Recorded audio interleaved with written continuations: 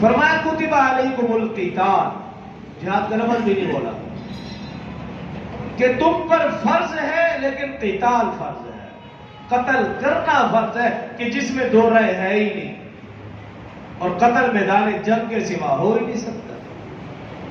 اور کیوں قتل کریں؟ قرآن میں 9واں سپارہ سورہ انفال آخری صفحہ فرمایا وَقَاتِلُوهُمْ حَتَّى لَا تَكُونَ فِتْنَةٌ، ان کافروں کو قتل کرو تاکہ فتنہ ختم ہو جائے، یہ سارے کے سارے کفار فتنہ ہے، وَيَكُونَ الدِّينُ كُلُّهُ لِلَّهِ، اور دین سارا کا سارا اللہ کا ہو جائے۔ کیوں؟ وَدِينَ الْحَقِّ لِيُظْهِرَهُ عَلَى الدِّينِ كُلِّهِ، دین آیا ہی غالب ہونے کے لیے ہے، جال حق وزحق الباطل، دین تو آیا ہی غالب ہونے کے لیے ہے، حق آیا ہی غالب ہونے کے لیے، اور باطل آیا ہی مغلوب ہونے کے لیے۔